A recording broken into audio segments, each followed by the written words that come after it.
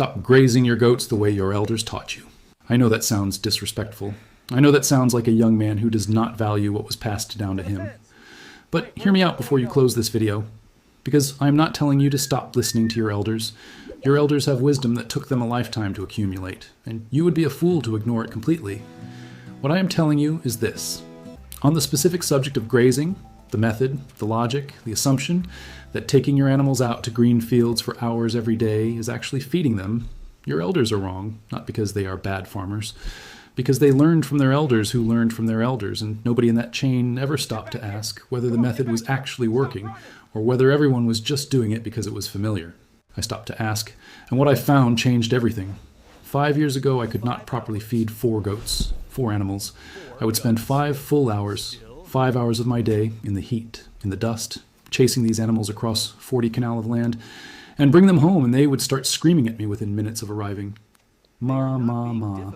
Loud, relentless, completely unbothered by the 5 hours I had just sacrificed on their behalf. 4 goats, 5 hours, still hungry.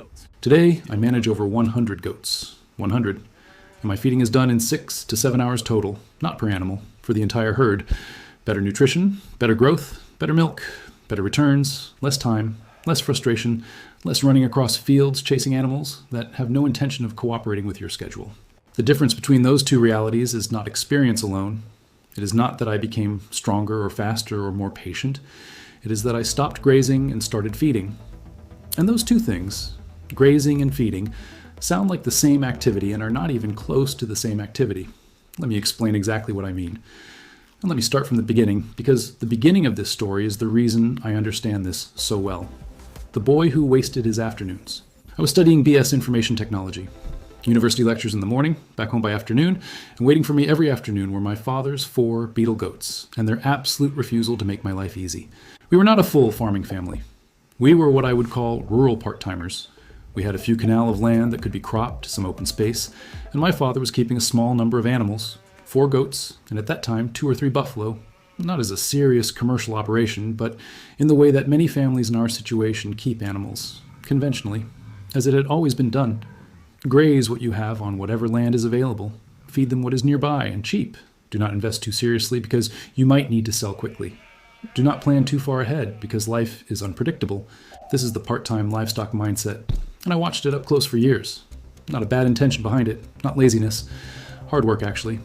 But hard work applied to a broken framework produces frustration, not results. And what I watched in our home was exactly that. Real effort going into a system that was structurally incapable of giving back what was being put in. The buffalo, 2 or 3 animals at that point, the cropped land, the 4 goats, all of it managed in the conventional way that had been managed for generations. Invest when there is money, sell when there is pressure, graze when grazing is possible, buy feed when there is no choice, no rhythm, no compounding, no system. And me, the IT student, dragging 4 beetle goats across 40 canal 5 days a week and slowly losing my mind. Let me describe those grazing sessions to you properly, because I think most of you have either lived this or are living it right now and nobody has ever explained to you what is actually happening. Beetle goats are large animals. They are fast. They are intelligent in the most inconvenient way. Intelligent enough to find every weakness and every boundary. Intelligent enough to go in the exact direction you do not want them to go. Not intelligent enough to understand that you have things to do and would like this to end. You take 4 of them onto 40 canal, and within 30 seconds, you have 4 separate problems running in 4 separate directions. One is heading for the neighbor's crops. One has found something to climb that it has no business climbing. One is eating something it should not be eating. One has simply decided to run and is running for the joy of it. You spend the next several hours managing chaos. Not farming, not feeding, managing chaos. And the green grass they are eating during this chaos, the lush, fresh, water-rich grass that looks so abundant, that makes the field look like such a generous dining table, is approximately 75 to 85% moisture. When a goat grazes on fresh green grass, it is consuming mostly water. It is getting hydration. It is getting some fiber. But in terms of actual dry matter, actual protein, actual energy that the body uses for growth and milk production and body maintenance, the nutritional return per hour of grazing on green grass is shockingly, embarrassingly low. Those 4 beetles were walking kilometers. Running, actually, because unmanaged grazing animals always run because they are covering ground looking for the next thing. That is what their biology tells them to do. They were burning real energy. And they were consuming something that was mostly water with very low nutritional density per mouthful. They came home exhausted and genuinely, measurably underfed, despite 5 hours in the field. They were not screaming because they were ungrateful. They were not screaming because they were being difficult. They were screaming because they were hungry, nutritionally, actually, legitimately hungry, after 5 hours, after everything I had given. And I, the future IT graduate who could configure a server and understand network architecture, was standing there furious at 4 goats for having the nerve to still be hungry after I had spent my entire afternoon serving them. This is the grazing trap. This is what the conventional method does to you and your animals simultaneously. It exhausts you. It exhausts them. And it produces nutritional outcomes that are far worse than what you could achieve by simply giving your animals the right dry feed in a controlled setting for a fraction of the time. Your elders grasp. Respect that. But on this specific point, learn differently. The last semester decision.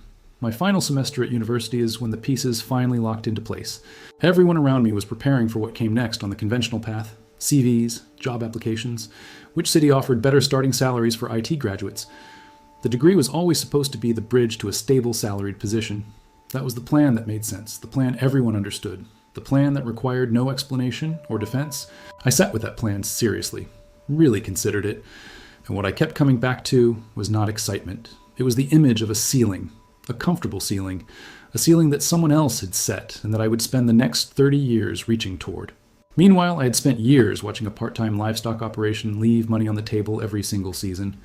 I had spent years frustrated by a grazing method that was costing us time and producing inadequate nutrition. I had developed, in my IT program of all places, a systems thinking approach to problems that I now could not stop applying to everything I saw around me.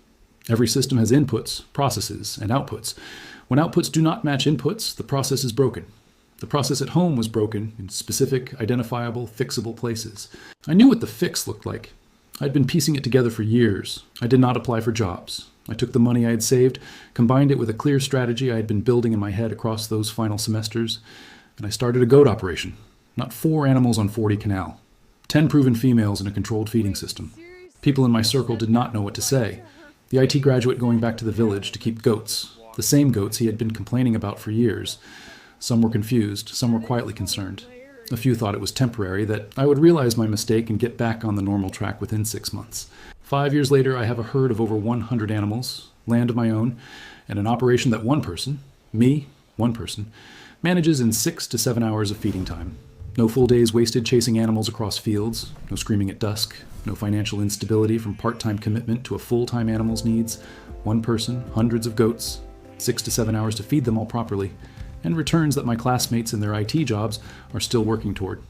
The system thinking did not go to waste. It just got applied somewhere nobody expected it to go. Why the part-time approach destroyed us and will destroy you. Here is the honest version of what happened in our home that nobody in my family would probably say this directly. 2 or 3 buffalo, a few canal of cropped land, 4 goats, all managed part-time, all managed conventionally. The buffalo grazed where they could. The goats grazed where I took them. The crops were managed in the traditional way. Nothing was being done badly in the sense of laziness or carelessness. Everything was being done badly in the sense of having no unified strategy, no compounding logic, no system designed to grow rather than just sustain. The result was what you always get from part-time commitment to full-time animals. Financial cycling. Invest, grow slightly, hit a pressure point, sell animals at the wrong time to cover an immediate need, shrink back, start again. The herd never built momentum. The income never stabilized. The effort was real, but the return on that effort was a fraction of what it should have been because the framework was broken. This is what the conventional part-time approach produces, not because the animals are wrong, not because the land is wrong, because you cannot give half your attention to something that requires full attention and expect full results. It does not work in business. It does not work in farming. It does not work anywhere. When I started with 10 females and committed full-time from day one, the first thing I noticed was how different everything felt when you were actually present, actually managing, actually paying attention every single day. Problems were caught early. Health issues that would have become expensive were addressed when they were still cheap. Feeding was consistent, and therefore production was consistent. Kidding events were managed rather than discovered after the fact. The animals did not change. The attention changed, and the results changed completely.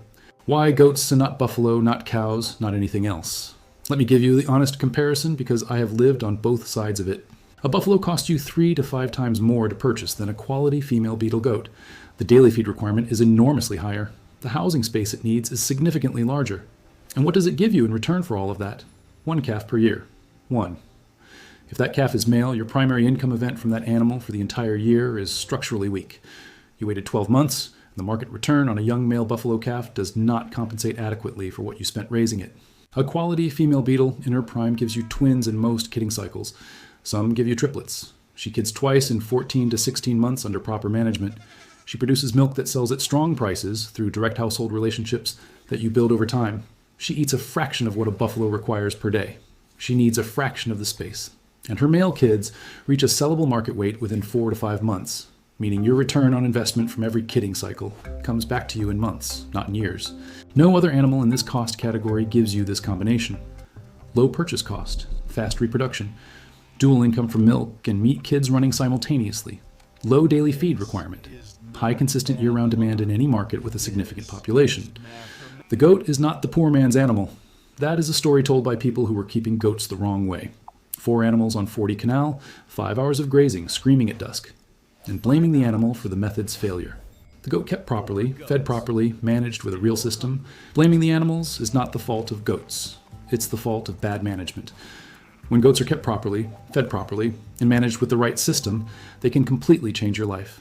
A small goat farm, started the right way, can grow into a source of stable income that helps you manage your household expenses without depending on a job all the time. Goat farming is not just about animals. It's about smart management, proper feeding, breed selection, and understanding the system. Thank you for watching. Subscribe for more practical advice about goat farming, low-cost feeding management, baby goat care, which breeds are best, how many goats you should start with, and how to build a profitable farm step by step.